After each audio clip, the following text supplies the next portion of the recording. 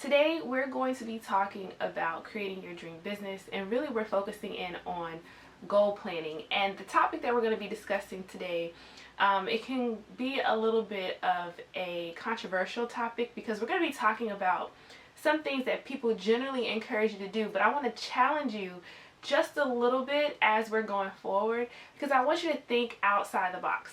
I want you to take what you've always learned and what you already know, and I want to challenge you a little bit to think a little bit differently. So welcome to my channel. My name is Makeda Rodriguez, and I am the owner of Red Word Host LLC. It is a digital agency, and I'm a coach, consultant, and digital agency owner. So generally, when we're talking about goals and what you want out of your life and out of your business, we're looking at we're looking at your 1-year goal, we're looking at your 3-year goal, your 5-year goal, your 10-year goals. We're putting your goals inside of a container. That way you're able to really think about what you want to do and how you're going to do it in order to really accomplish your goal. But one thing that oftentimes happens when we think about this is we are encouraged to make SMART goals, right?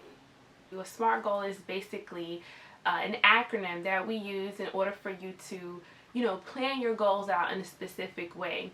And this is really helpful when it comes to wanting to achieve certain goals, or when you're trying to measure those goals and look back over time and see, did you achieve the goal that you wanted to accomplish, and how did you get to that point? And it's a really great and strategic method that I oftentimes encourage.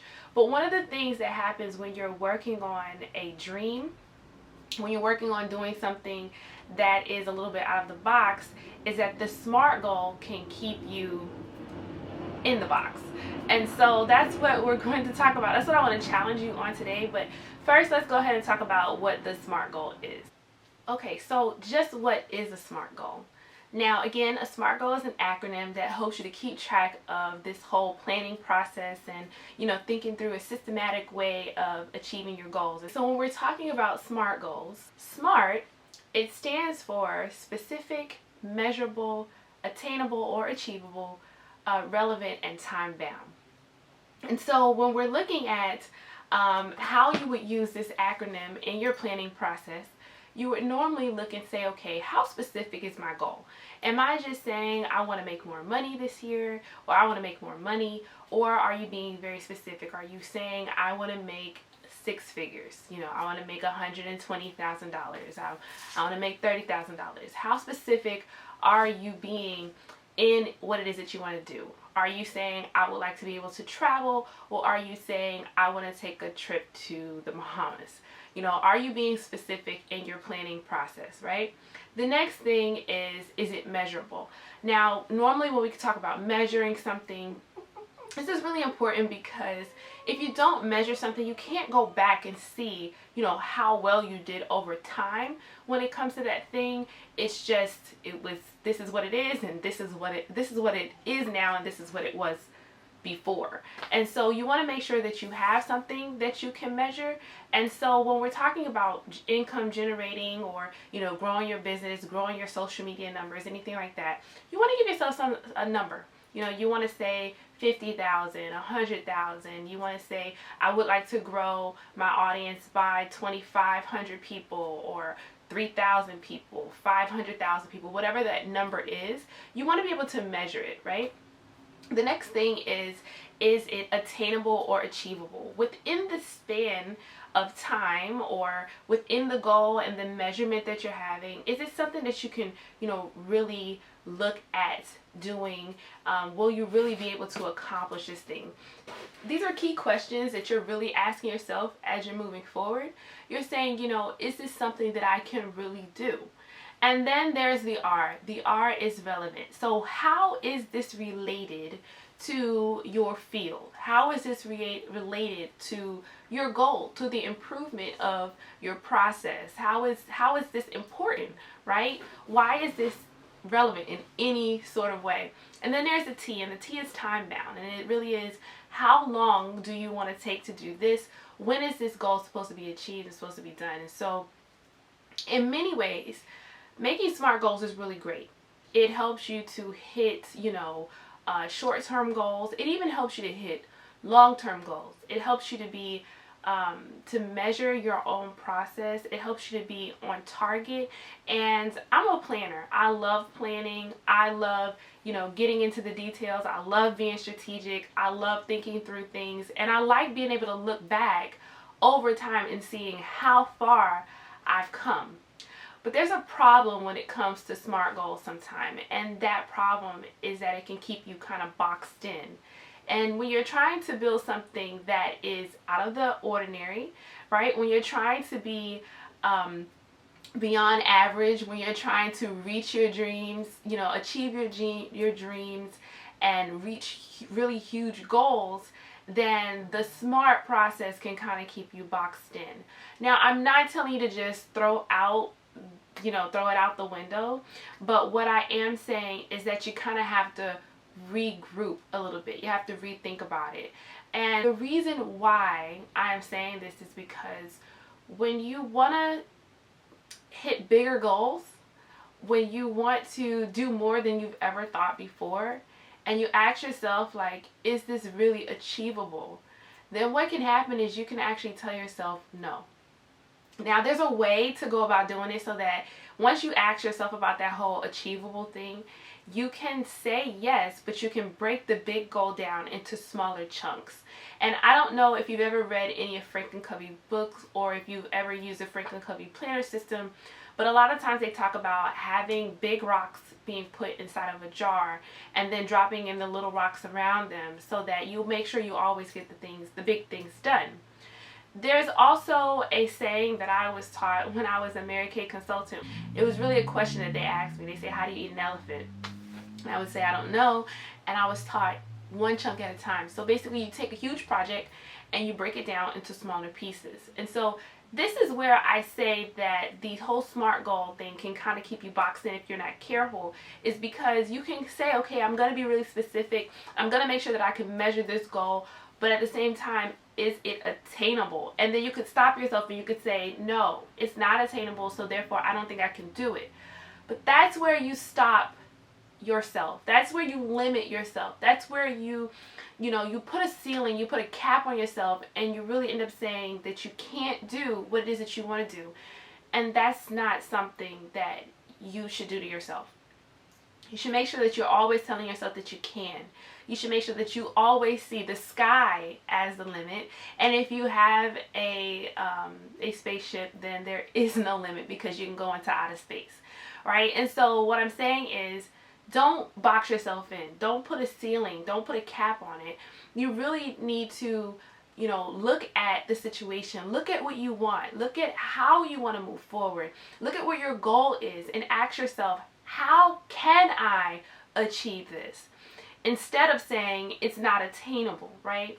And so that's why the question here is, are your SMART goals keeping you boxed in? Are your SMART goals stopping you from creating the business and the life of your dreams? Is what you are able to see the only thing that you believe you can do? Do you believe that there's anything beyond what you're able to see? Or, the little specks of dreams that you have, are you willing to go, and venture off into those areas and find out, can you, be a dream builder? And so one of the things that I would like to invite you to do is click on the link below and get the Create Your Dream Business Journal. And it's a 30-day, I believe it actually has over 30 prompts, but it's a 30-day journal that I help you go through the process of creating your dreams. And it's completely free. Just click on the link down below and you'll be able to get that journal. You just download it. I recommend you print it out and you go ahead and you write on it every single day. But what this will do is it'll begin to ask you questions like, what is your dream business? And, what hours do you want to work? And what is the whole point in it all? Are you trying to make more money? Are you trying to be able to travel with your family? Would you like to have more time for yourself? Are there, projects that you would like to be able to invest in and, say that you were the co-founder or the founder or the investor, you want to be a philanthropist? What is it that you would like to create that will help you to really fuel your dream life? And so if that interests you, then go ahead and click on the button down below. It's helped so many of my clients to think outside the box and, to really see what their capabilities are and to challenge themselves. So again, that's what I'm asking you to do today is I want you to challenge yourself. I want you to look outside that box because, again, when you have a SMART goal, it's good to have goals and it's good for them to be smart, but I don't want you to box yourself in. So let's talk about this challenge just a little bit. If you have a SMART goal, right, and you get to the part where you say, okay, is it attainable? Can I do it? So maybe you have never in your business, maybe you've never gotten a client. And we're going to just start right there. You've never gotten a client in this particular business of yours. And a lot of times I work with business owners who are new and you've never gotten a client. And you think that because you've never done this before paid that you can't get paid. And so you start really, really low with your pricing. Maybe you've heard somebody say, sell a $7 product or sell a $47 product and this is how you'll make millions, if you just get X amount of people to buy that product over time, then before you know it, you'll be a millionaire. But there's a struggle when you price your products and your services so low that it takes a lot of energy and effort to get large numbers of people into your program, into your coaching platform, on the phone with you. And it ends up being more tedious and more draining than you really realize. And so what I try to encourage you to do is don't think about yourself as, a beginner, especially if you're coming in and you have, either you've worked with people in ministry or you've helped friends and family or you've helped some people that have come to you in another industry, in another business, in another field, but you've helped them with this thing, or even if you're an expert, because you can be a subject matter expert and really minimize yourself sometimes because you don't feel like you have the experience. But what you need to know is that you just have to be, a few steps ahead of the person that you're helping, and it has to be worth it to them to purchase whatever it is that you're selling. So back to what I was saying in regards to, coming in brand new and thinking, well, I'm just starting out. How am I going to charge for, my coaching and my consulting? How am I going to charge for my course? I'm just starting out. No one's going to be willing to pay.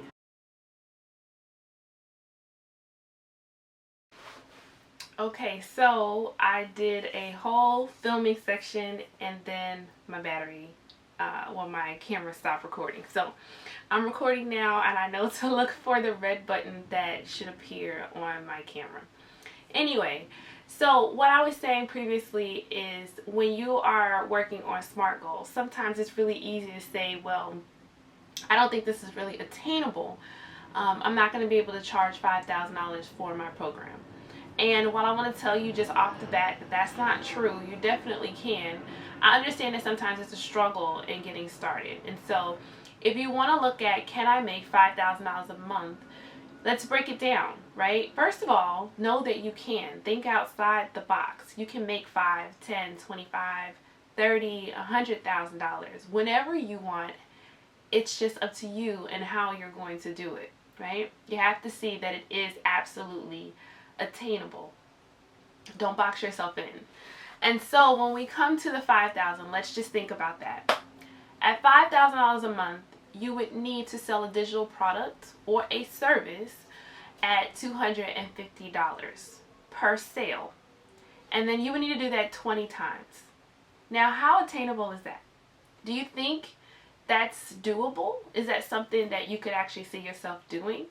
Now, what are you going to sell and who you're going to sell it to, we can get into all of that another time. But just in the thinking about this actual goal and seeing it as realistic and understanding that you can actually do this is really important. You can. You can take that $5,000 goal and you can break it down 20 times at $250.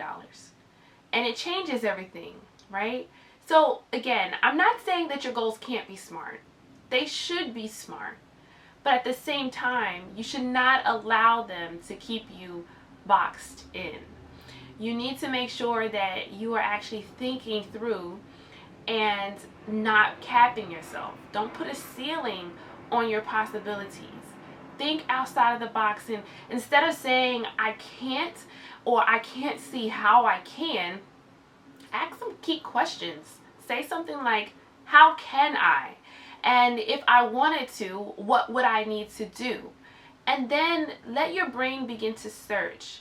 Do some brainstorming. Think through the process. See what will come to you. Watch doors open up. Different opportunities will open up to you so that you can actually begin to achieve the goal that you have set for yourself. So, if you want to make $5,000 a month, and that was something that you didn't think was realistic before, maybe you're just starting off as a coach. Maybe you're just starting off in an online space and you're trying to figure out how you can do this. Well, don't try to eat the elephant all at one time if you think it's going to be a little bit difficult. Break it down into smaller bites and start with $250 products. And then again, if it is something that you think that you can do and you think that you can sell $5,000 products, I'll tell you that it is definitely possible. You sure can.